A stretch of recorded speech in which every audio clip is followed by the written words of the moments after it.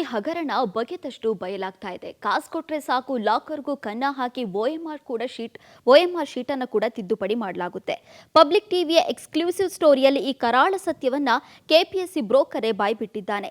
ಪರೀಕ್ಷೆ ಬರೆದ ಬಳಿಕ ಓಎಂಆರ್ ಶೀಟ್ ಅನ್ನು ಸರ್ಕಾರಿ ಲಾಕರ್ನಲ್ಲಿ ಭದ್ರವಾಗಿ ಇಡಲಾಗುತ್ತೆ.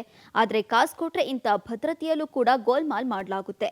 ಓಎಂಆರ್ ಶೀಟ್ನಲ್ಲಿ ಮಾರ್ಕ್ಸ್ ಬದಲಾಯಿಸಿ ಲಿಸ್ಟ್ನಲ್ಲಿ ನಿಮ್ಮ ಹೆಸರು ಬರುತ್ತೆ. ಟೇಬಲ್ನಿಂದ ಟೇಬಲ್ಗೆ ಓಎಂಆರ್ ಶೀಟ್ ಬದಲಾಗುತ್ತೆ. ಕಾಸು ಕೊಟ್ಟ 2 ದಿನಕ್ಕೆ ಫೈನಲ್ ಲಿಸ್ಟ್ನಲ್ಲಿ ಹೆಸರು ಬರುತ್ತೆ.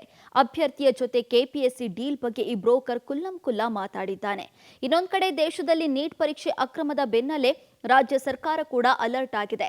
70,000ಕ್ಕೂ ಅಧಿಕ ಹುದ್ದೆಗಳ ನೇಮಕಾತಿ ಬಗ್ಗೆ ಪರಿಶೀಲನೆಗೆ ಹಿರಿಯ ಅಧಿಕಾರಿಗಳನ್ನು ಒಳಗೊಂಡ ತಜ್ಞರ ಸಮಿತಿ ರಚಿಸೋದಕ್ಕೆ ಸಿಎಂ ಡಿಕೆ ಶಿವಕುಮಾರ್ ಸೂಚನೆಯನ್ನ ಕೊಟ್ಟರು. ವಿಧಾನಸೌಧದಲ್ಲಿ ಮುಂಬರುವ ನೇಮಕಾತಿಗಳ ಸಿದ್ಧತೆ ಕುರಿತು ಹಿರಿಯ ಅಧಿಕಾರಿಗಳ ಸಭೆ ನಡೆಸಿದ್ರು. 70,000ಕ್ಕೂ ಅಧಿಕ ಹುದ್ದೆಗಳ ನೇಮಕಾತಿ ದೊಡ್ಡ ಕಾರ್ಯವಾಗಿದೆ. ಪಾರದರ್ಶಕವಾಗಿ ನೇಮಕಾತಿ ಪ್ರಕ್ರಿಯೆ ಪೂರ್ಣಗೊಳಿಸಿ ದೇಶಕ್ಕೆ ಮಾದರಿಯಾಗಿ ತೋರಿಸಬೇಕಿದೆ.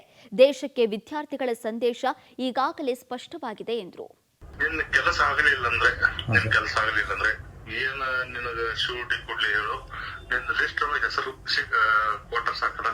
ಈಗ OMR ರಿಸಲ್ಟ್ ಆಗಿ ಒಂದ್ ತಿಂಗಳ ಅಬೋ ಆತಂದ್ರ OMR ಲಾಕರ್ ಅಲ್ಲಿ ಇರ್ತದೆ, ಯಾವ್ದು ಗೌರ್ಮೆಂಟ್ ಲಾಕರ್ ಅಲ್ಲಿ ಇರ್ತದೆ. ಜಸ್ಟ್ ಅಲ್ಲಿ ನಿಮ್ಗೆ ಎಷ್ಟು ಆಡ್ ಮಾಡ್ಬೇಕು ಅಷ್ಟು ಮಾರ್ಕ್ ಆಡ್ ಮಾಡಿ